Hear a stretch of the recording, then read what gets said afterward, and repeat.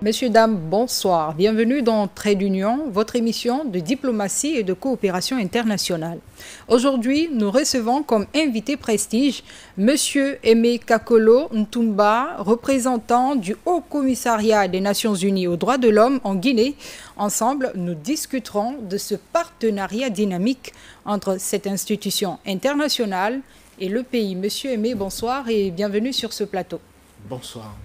Vous êtes alors le représentant du HCDH en Guinée depuis 2 ans. Dites-nous concrètement que représente le HCDH et pour quel objectif dans le pays? Et déjà, de quelle manière même le HCDH se retrouvait en Guinée? C'est à la suite des événements du 28 septembre 2009.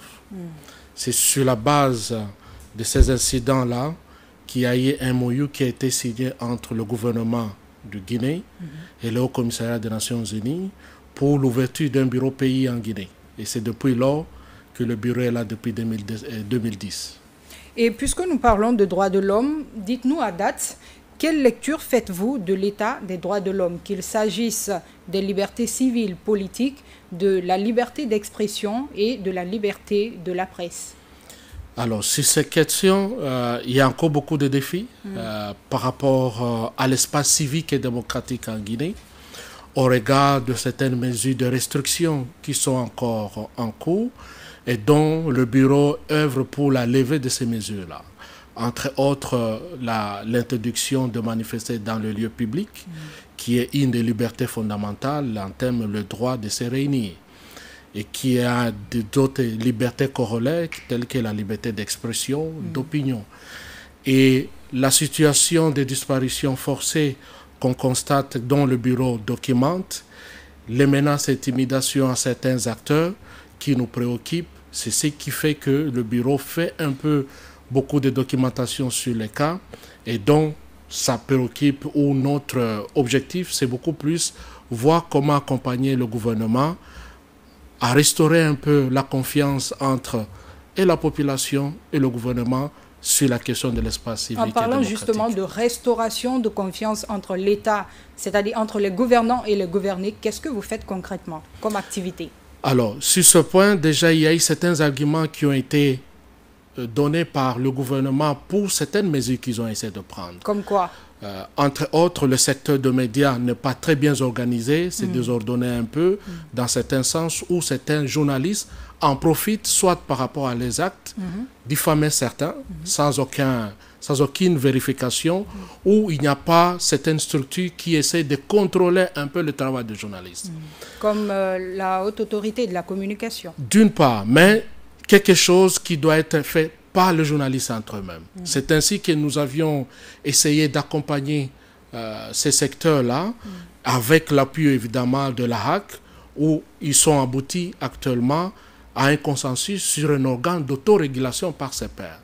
Nous attendons maintenant de la signature officielle de ce statut qui va constituer quand même à restaurer un peu l'image du secteur média en Guinée et de permettre à ce que l'État n'est pas toujours à s'y impliquer davantage dans le secteur, mais qu'il y ait une structure entre pairs pour s'autoréguler entre eux et ça va éviter l'interférence à tout moment de l'État. Monsieur Ntoumba, c'est une discussion sans langue de bois. Si je comprends très bien, vous avez essayé en quelque sorte de jouer le rôle de médiateur entre ces médias qui sont, disons, dans les filets de l'État et l'État en question, c'est ça?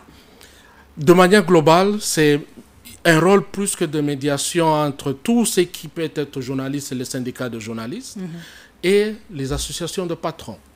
Et c'est dans ces discussions qu'on est abouti par la suite à la fin avec la HAC pour avoir ce statut de cet organe qui est finalement accepté par tout le monde.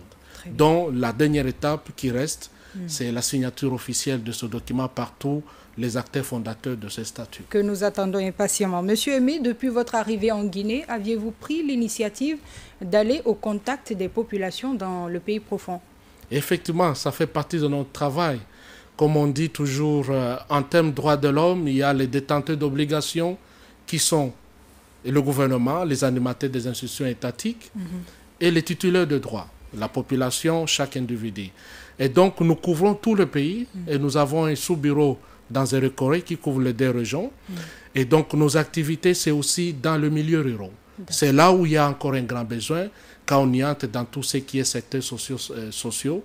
Et là, il y a un grand besoin. Et il faut être auprès de ces populations pour essayer de comprendre comment ils peuvent jouir de leurs droits avec l'accompagnement du gouvernement. Ce qui veut dire donc que vous avez touché du doigt certaines réalités que traversent les populations. Si je vous demandais ce soir, quelle lecture faites-vous de l'accès à la santé, à l'éducation, à un logement décent en Guinée? Quelle serait votre réponse?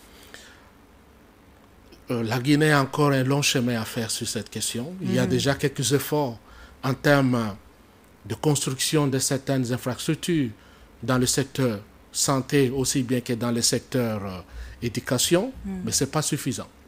C'est pourquoi quand on y va et on accompagne les autorités, c'est de voir comment ils peuvent maintenant intégrer l'approche fondée sur le droit de l'homme dans le cadre du développement au sein de ces secteurs tels que la santé. C'est pour pousser à ce que qu'on ne puisse pas avoir des bâtiments qu'on appelle éléphants blancs. C'est-à-dire on construit une école, mais par la suite, ce n'est pas fréquenté par les enfants.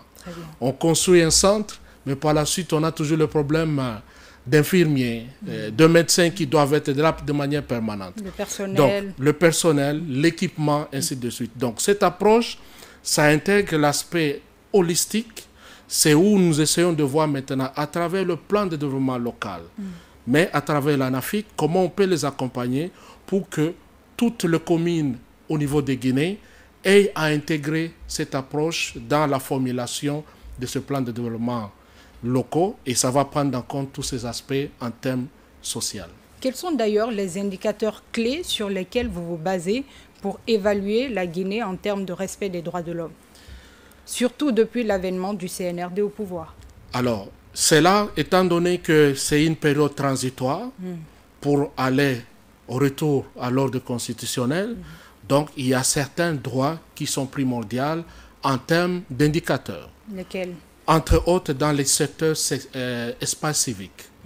Est-ce que le droit à l'expression, le droit d'opinion, mais aussi la liberté de circuler fait partie à ce niveau-là. Mais comme on sait en droit, il n'y a pas un droit qui est plus important que l'autre. Tous les droits sont interdépendants et sont universels. Et c'est à ce niveau où c'est bien que dans beaucoup de pays, on s'est beaucoup focalisé sur le droit civil et politique et on a tendance à oublier le droit économique, social et culturel. Or, c'est là où il y a encore un grand besoin. Un enfant qui ne parvient pas à aller à l'école, un membre de famille ou responsable de ménage qui ne parvient pas à subvenir aux besoins aussi bien de membres de sa famille, permettre à ce que ses enfants aillent à l'école, mais lorsqu'ils tombent malades, parvenir à subvenir à leurs besoins. Et surtout que Guinée, depuis 2016, est considérée comme un bout minier actuellement dans l'Afrique de l'Ouest. Et là, il y a beaucoup des effets néfastes par rapport à la présence des entreprises minières.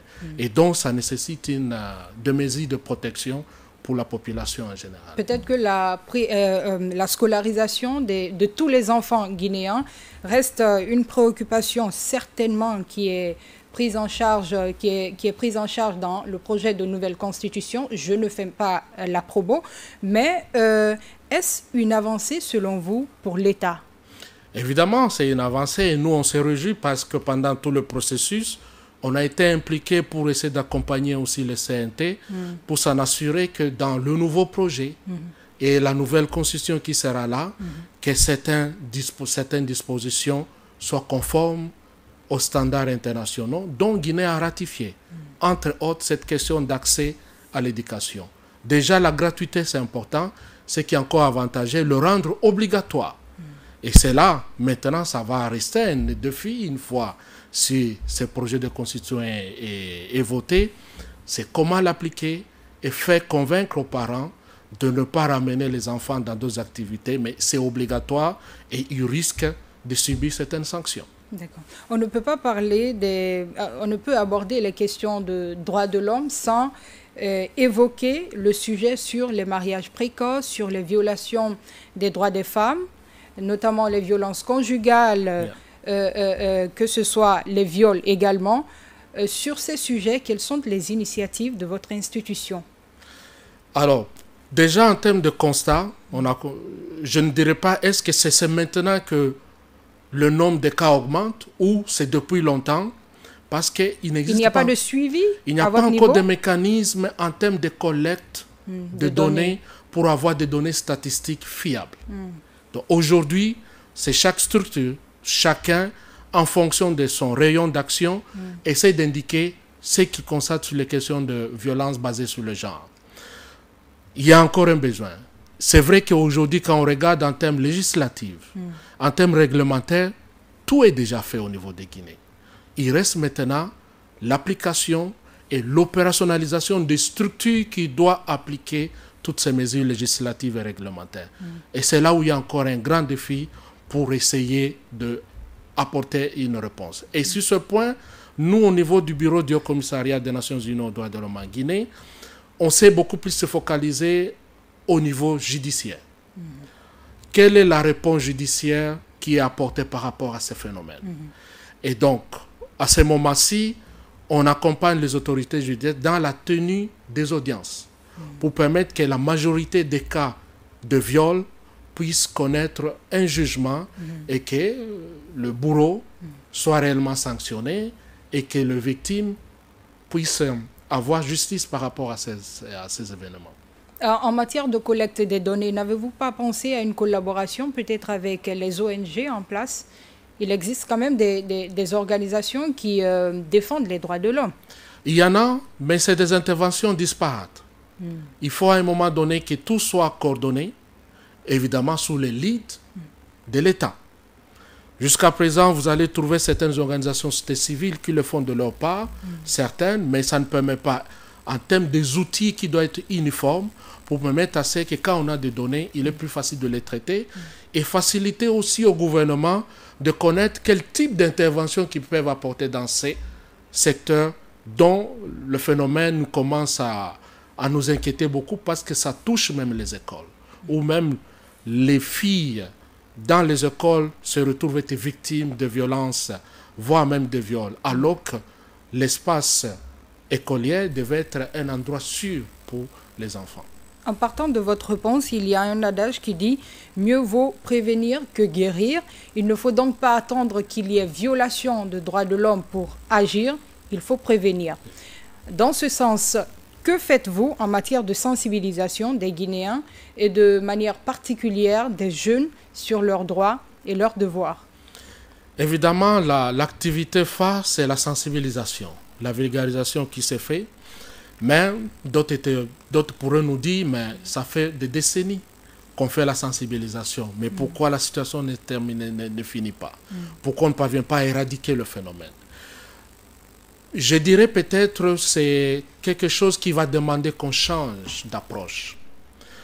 Sensibiliser, oui, mais jusqu'à présent, qui on sensibilise? Est-ce que les personnes qu'on sensibilise ou les acteurs qu'on sensibilise auraient une influence pour permettre à éradiquer, à stopper ce phénomène?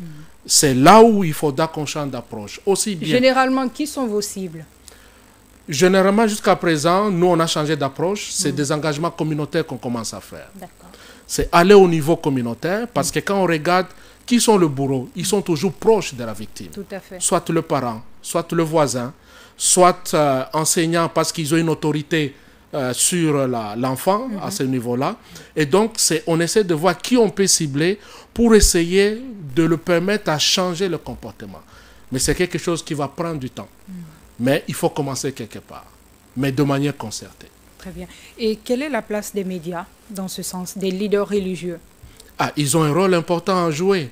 Mais avant, pour qu'on puisse les impliquer, il faut qu'ils soient formés, pour qu'ils comprennent ce phénomène et quel type de langage ils peuvent utiliser pour faire passer un message. Parce qu'il arrive des fois, dans nos messages de communication, on crée une sorte de stigmatisation déjà, de discrimination à l'égard de certaines catégories. Donc, c'est des acteurs importants, mais il faut de manière bien structurée les encadrer et le mettre devant la scène pour qu'ils puissent essayer de contribuer à comment réduire ces phénomènes. Très bien. Alors, depuis le 5 septembre 2021, nous sommes sous un régime militaire Vous le savez, ce n'est un secret pour personne. Supposons, faisons une toute petite fiction, vous, Monsieur Kakolo Ntumba, représentant du ACDH, êtes face à moi. On suppose que je suis le général Mamadi Doumbouya, chef de l'État. Quelles seraient vos recommandations pour une transition réussie et inclusive? Alors, pour une transition réussie et inclusive, on est obligé de passer par les élections. Or, pour réaliser les élections, il faut que certains critères soient remplis, qui touchent à la question de droit, dont la liberté d'expression, la liberté d'opinion, la liberté de se rassembler sont capitales. Mais le droit à la participation aux affaires politiques, aux affaires publiques.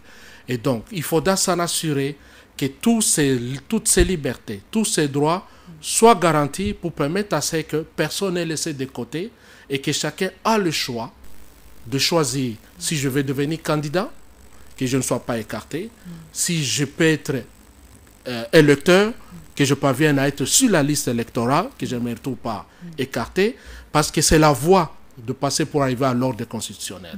Or, pour cela, il y a certains droits, certaines libertés qui doivent être respectées. C'est là peut-être mon message, de voir comment parvenir à améliorer l'espace civique et démocratique qui va permettre à la fin qu'on aboutisse de manière calme, sans des contestations qui nous amènent souvent à des manifestations qui aboutissent à des destructions des infrastructures, mais qu'on y aille vraiment dans le calme pour aboutir à l'ordre constitutionnel. Les Guinéens se dirigent vers l'organisation du scrutin référendaire prévu le 21 septembre 2025. Vous qui êtes représentant d'une institution stratégique partenaire de la Guinée, quel rôle avez-vous à jouer avant, pendant et même après le scrutin? Alors, le rôle que nous jouons à l'égard de notre mandat, dont ligne de fonction principale, c'est le monitoring, c'est-à-dire la surveillance. Qui se manifeste comment? Qui se manifeste pendant, avant et après le scrutin. Ça veut dire, à ce moment-là, on accompagne aussi bien la société civile en fonction de leurs attributions qu'ils ont, comment les accompagner pour observer, monitorer la tenue de ces élections, de ce référendum, de observer est-ce que le droit, les libertés qui doivent être garanties réellement le sont, et les cas qui s'ils ne le sont pas, comment orienter ces observations auprès des autorités concernées, dont la Direction générale des élections, pour essayer de permettre qu'on y va dans la transparence et dans le calme, pour essayer qu'on aboutit. Et donc, c'est un rôle que nous, on va jouer et continuer à jouer, le monitoring aussi bien qu'avant, qu'on le fait déjà. Pendant le recensement, on l'a fait. On continue maintenant pendant les campagnes actuellement, de voir au moins tout le monde a la possibilité de parler sans qu'il y ait de menaces d'intimidation. D'accord. Monsieur Ntumba, dans cette émission, c'est vrai qu'on a souvent le français soutenu, mais notre objectif également en tant qu'animateur, c'est de faciliter la compréhension auprès de ces Guinéens, de tous les Guinéens d'ailleurs, sans exception, pour qu'il ait une vision claire de la réalité de ce qui se passe dans le pays. Quand vous parlez de monitoring, qu'est-ce que c'est concrètement? Et dites-nous, à date, quelles sont les ONG avec lesquelles vous collaborez? Actuellement, nous avons plusieurs ONG de la société civile, particulièrement droits de l'homme, que nous travaillons. Il y a toute une liste, je ne pourrais pas commencer à tous les citer, mais spécifiquement organisations de droits de l'homme. Mais déjà, nous avons accompagné pour que ces organisations parviennent à se mettre ensemble et à faire sortir ce qu'on appelle la coalition de défenseurs des droits de l'homme. Très bien. Ça, ils viennent de le faire déjà. Parce que depuis longtemps, ça n'existait plus en Guinée. Et là, ça permet entre eux de s'organiser et de savoir s'il y a quelque chose, comment ils peuvent accompagner leur père à ce niveau. Mais en même temps, on est en train de les accompagner et d'assister le ministère de la Justice pour soumettre quelque chose à CNT, ce que nous appelons l'avant-projet de loi sur la protection des défenseurs des droits de l'homme. C'est en cours, en chemin sur ce point-là. Mais en dehors de ça, la Guinée a passé le 29 avril au niveau de Genève dans le cadre de l'examen périodique universel, où tous les autres États aussi essaient de donner leurs recommandations, ce que Guinée peut faire. Et sur ce point, il y a plusieurs recommandations, au moins 257, qui sont ressorties. Quelques recommandations? Entre autres, il y a certaines recommandations sur la ratification de certains textes internationaux. Il y a des recommandations sur la question de la réconciliation nationale. Qu'est-ce qui peut être fait pour améliorer? Il y a des recommandations sur l'état de droit. Qu'est-ce qu'on doit améliorer dans le cadre de la lutte contre l'impunité? Mais aussi les autres sur la question de la violence basée sur le genre. Et ça touche plusieurs secteurs à ce niveau à terme de recommandations. Et nous, on est là pour accompagner le gouvernement dans ce sens, pour qu'il puisse réaliser ses engagements au niveau international. Alors, Monsieur Aimé, la question des droits de l'homme se manifeste sur tous les plans. C'est également le cas dans le secteur minier. Concrètement, vous, en tant qu'expert, quel regard avez-vous ou sinon quel conseil donnez-vous pour que les revenus issus du secteur minier soient repartis de manière équitable à toutes les communautés riveraines? Alors, sur cette question, il y a 2 points. Le premier point, c'est déjà permettre à ce que le gouvernement valide le référentiel sur la compensation, qui pose un problème actuellement en Guinée avec la prolifération des compagnies minières, qui, en ayant le licence sur certains sites, certaines communautés, certaines familles se retrouvent expropriées. Malheureusement, il n'y a pas encore un cadre qui le protège sur ce point, pour permettre à ce que, bien que l'entreprise va prendre pour d'utilité publique, mais qu'en est-il de l'individu, du paysan? Qu'est-ce qui gagne de la présence de cette entreprise? Il nous faut ces référentiels. Qui a fait déjà son chemin en termes d'élaboration? Il nous reste seulement la validation au niveau du gouvernement. Et donc, pour moi, c'est l'occasion peut-être de solliciter, de faire cet appel-là pour que ces référentiels soient validés au niveau du gouvernement, pour permettre à tout le comité de se retrouver dans ces bons miniers d'une part. Mais d'autre part, c'est la question de lutter contre la corruption, qui est un élément important. Et la digitalisation, je vis avec le département en charge sur la question des innovations. Par rapport à cela, c'est le moment de voir comment faciliter la digitalisation, surtout au niveau local, pour être sûr, est-ce que la redevance minière que les entreprises ont déjà apportée au sein du trésor public bénéficie réellement aux collectivités locales comme il le faut. Monsieur Aimé, quel avenir pour le partenariat entre le HCDH et la République de Guinée? Il y a un partenariat que moi je vois à long terme et qui peuvent apporter beaucoup plus de fruits, particulièrement déjà sur les questions de droit économique, socio et culturel. Au regard de notre mandat, il y a un accompagnement spécifique qui peut être amené dans ce sens, en appuyant et le ministère de la Justice, le ministère de Mines et particulièrement le ministère de la Promotion féminine sur la question. En dehors de cela, déjà des engagements au niveau international que Guinée a, dans le cadre de l'examen périodique universel, et pour tous les autres comités de suivi au niveau international, et dont un partenariat en termes d'accompagnement technique que notre bureau peut apporter au gouvernement pour lui permettre d'honorer ses engagements au niveau international. Je précise que vous êtes en Guinée depuis 2 ans maintenant et que votre mandat prend fin ce mois de septembre 2025. Qu'est-ce que les Guinéens peuvent retenir de votre exercice en Guinée? Vous avez un dernier message peut-être face à la caméra. Bien. Pendant mon passage, au moins quelques éléments au niveau législatif ont été acquis, entre autres l'adoption de la loi sur la protection des personnes vivant avec VIH-Sida. Nous avons la loi sur la protection de personnes en situation de handicap qui vient d'être adoptée au niveau du CNT. Mais aussi, avant le début du procès du 28 septembre, c'est la loi sur la protection des victimes. Déjà, c'est un acquis. Maintenant, c'est l'opérationnalisation, l'application de ces textes qu'on verra avec l'avenir. Monsieur Aimé Kakolo Ntoumba, représentant du HCDH en Guinée, merci d'être passé sur ce plateau. C'est à moi de vous remercier. À vous, aimables téléspectateurs, merci de votre fidélité au Parlement TV. C'est tout pour ce numéro de Trait d'Union. Je vous donne rendez-vous la semaine prochaine avec un autre leader. Pensez et agissez avec diplomatie.